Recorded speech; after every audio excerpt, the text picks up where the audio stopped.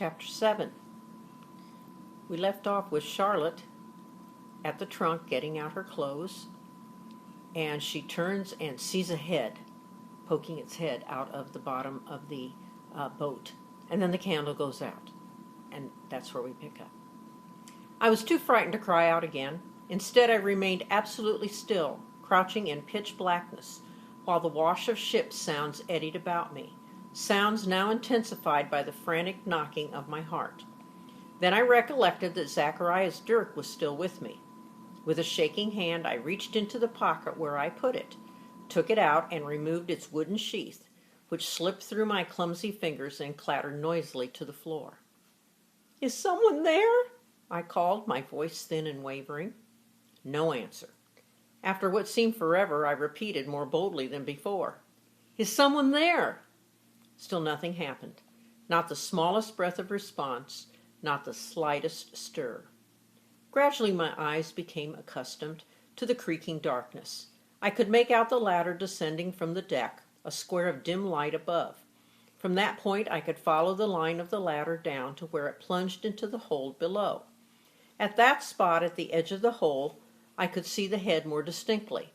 Its eyes were glinting wickedly, its lips contorted with a grim, satanic smirk.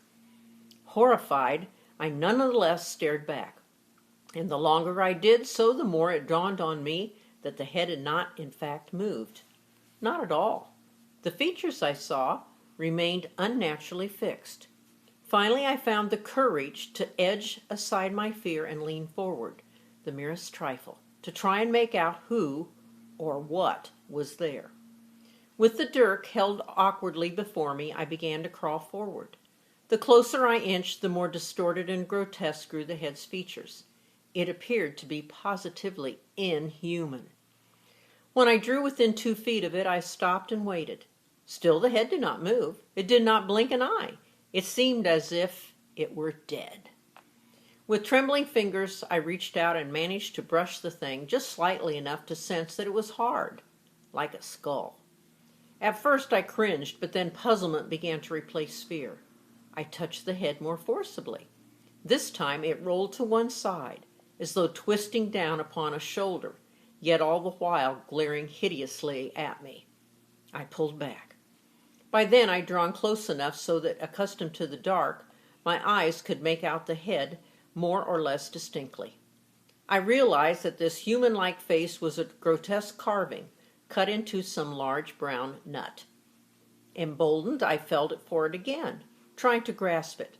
That time the head quivered, teetered over the edge of the hold, and then dropped. I heard it crash, roll about, then cease to make any sound at all. Torn between annoyance for what I had done and relief not to be in danger, I put the dirk back into my pocket. I never did find the sheath. I retrieved the candle and started climbing the ladder. Halfway up, I remembered my clothing, the reason for my being below in the first instance. For a moment, I hung midpoint, wondering if I should go back and fetch some of what I needed. Insisting to myself that there was nothing to worry about, I groped my way back to the trunk, feeling for and taking up what I had previously laid out. Then I turned, half expecting to see the head again, but of course I did not, and rung by rung, squeezing clothing and books under my arm, I climbed into the top of the ladder.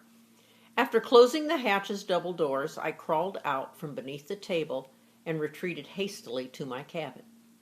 There I changed my clothes and soon felt quite calm again. I was able to reflect on all that had just happened. The first question was, what exactly had I seen? A grotesque carving? I told myself, though I had to admit I couldn't be sure. Even if it was a carving, could a carving reasonably put out a candle? Surely that must have been done by a human hand. On further reflection, however, I was quite convinced that other than the candle, Barlow had been empty-handed. Yes, I was certain of it. Besides, though I hardly knew the man, he seemed too submissive, too beaten about to be capable of such a malicious trick. After all, it was he who had warned me twice about possible trouble. But if it had not been Barlow, there must have been a second person, someone to place the head where I'd seen it. Once I put my mind to the possibility, I realized with a start that yes, I had seen two faces. The first one I was mortally certain had been a human's, belonging to the person who snuffed out the candle and who then, under cover of dark, set up the carving to deceive and frighten me. Though I prided myself on my ability to remember sights and sounds, I was unable to make a match on all between that face and any man that I had seen among the crew. Someone new? Oh, that was impossible. We were at sea. Visitors did not stop to call. Very well then, I reasoned the person in the hold had to be someone I'd simply not recognized. After all, my sighting was the quickest of glimpses. But if I could not identify who it was then, the next question became, why had he shown himself? Why indeed? To frighten me, I had no doubt about that. Well then, to what end? To make me think that what I had seen was not real? I recalled Barlow's words. Perhaps I was being warned. But why, I wondered, should anyone want to warn me? True, I had been told not to board the ship, and Zachariah's words concerning the crew and their desire to be revenged on Captain Jaggery had for this so-called cruelty were unnerving, even if I did not believe them. Then, too, I reminded myself of the captain's own warning that the black man was given to exaggeration. There were too many puzzles, too many complexities.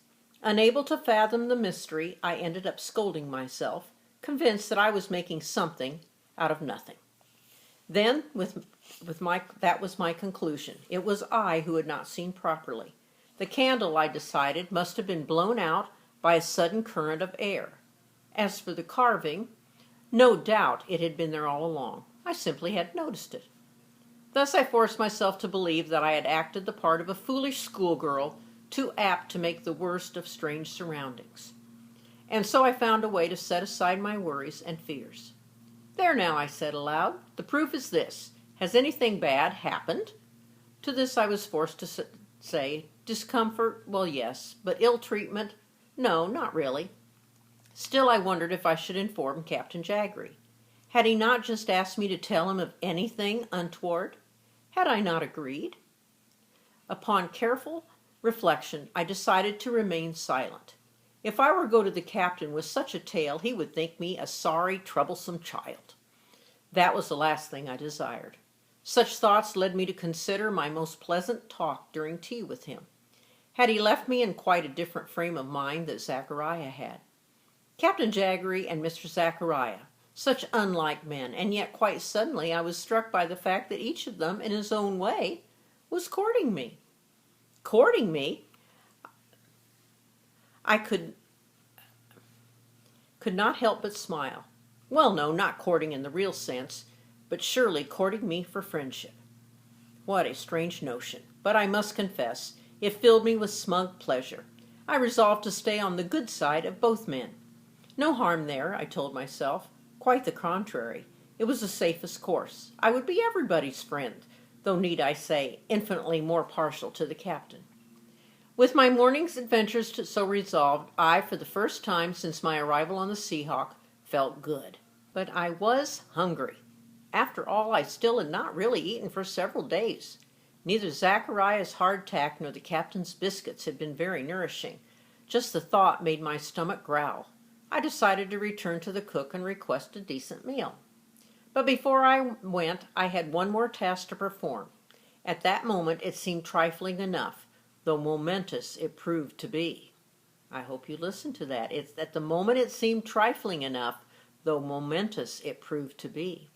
I took up the dirk that had caused me so much anxiety, and since it had no sheath, I wrapped it in one of my own handkerchiefs and placed it again in my pocket, determined to fling it all into the ocean. At that fateful moment, however, I paused, recollecting that both Captain Jaggery and Zachariah had urged me to keep the weapon. What if each chanced to ask of it again? Here I reminded myself that a few moments before, when I'd been frightened, I had found a need for it, or at least I thought I needed it to defend myself. Finally, with the notion of pleasing both captain and cook, I returned the knife, still wrapped in my handkerchief, to its hiding place under my mattress. As far as I was concerned, it could stay there and be forgotten. But alas, such would not be the case.